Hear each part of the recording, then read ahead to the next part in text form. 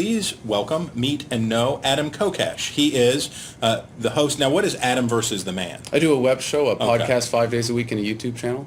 Internet television is pretty cool, I've heard. Absolutely. It's kind of a big deal. Welcome to the future. Exactly. Or in my case, the past. But it's fine. It's okay.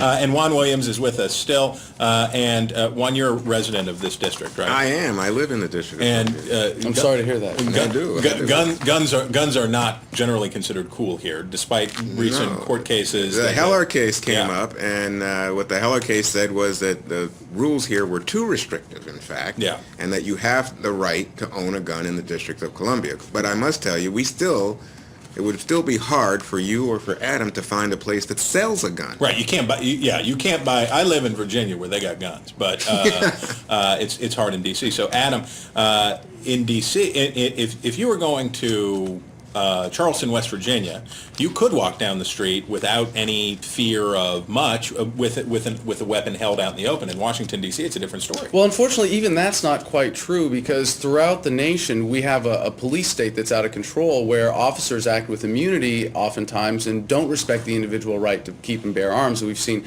cases like in Temple, Texas, with Christopher Grisham, an active duty soldier who was accosted and arrested by police for hiking with his son with an AR-15 on him. Mm-hmm. And that's an important part about this. What we want to change is the relationship of the people to government, and make sure that they understand that government works for us, not the other way around, and putting them on notice. And one of the ways we are doing this, and already this event has been a huge victory, I think, for the people, when we have exposed D.C. Chief of Police Kathy Lanier as an outright criminal for saying that she is going to violate the Supreme Court orders. She is threatened to arrest us for crossing the line. How many people do you have? Well, we have over 4,000 that have specifically RSVP'd already. How many of those, we count a small fraction of that we can count on, but we've had a lot more now that this has become a major national story. We have people who have, hundreds of emails of people who are organizing buses even to come out and be here on Independence Day. Now, Juan, this is going to make some people upset, right? It makes me upset as a resident of the District of Columbia, but in general, I mean, I'm all for, by the way,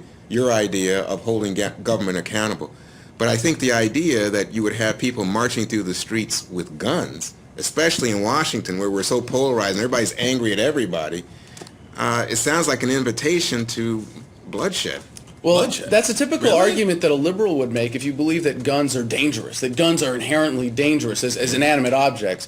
But if you believe that a gun wielded by someone responsibly, and you know that if someone is carrying it in the open, they're doing it without any deception, that they're doing so because it's in their interest in self-defense and defense of others. And if you believe in that liberal argument that guns are inherently dangerous, you might say that. But as a someone who believes that guns are in the best interest of public safety, I think that one of the things we are demonstrating with this is that responsible gun owners can do this and can be safe. And if anything, this is going to be the safest political event in American history if you have people coming and open carrying and being public about it. And we're going to have more cameras than at any other demonstration that we've ever had. Well, I would so imagine far. the media would be all over it. I think that's why Dr. Starwalt had you in today to discuss it. But let me just say that I think the law is on the chief's side. Now, you say the chief is an outlaw, so tell me why, because I think that she has the law on her side. Well, what is the law? Is it the Constitution or is it the Code carrying of an D.C.? open gun through the streets of Washington, D.C. Well, which is the law? Is it the Constitution or is it the D.C. law? Oh, I see. You're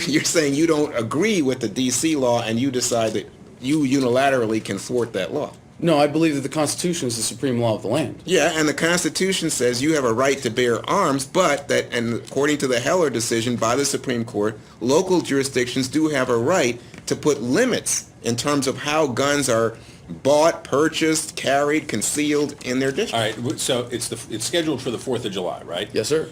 You think it's going ahead? This is Absolutely. going to happen? This is Well, we are hoping that, like in Benghazi, Obama will issue the order to stand down, and we'll get permission, we'll get a police escort, we'll be able to conduct our march as planned around the Capitol, the Supreme Court, the White House, and back peacefully down Constitution Avenue to Virginia. But barring that, we're going to march up to the line, we're going to demand passage and declare our intent, and if we are physically barred, we will peacefully disperse and we will see the chief of police in court. Will you come back and see us? Absolutely. Okay, we'll find out how it goes. Juan, thank you. That's an unbelievable story. See?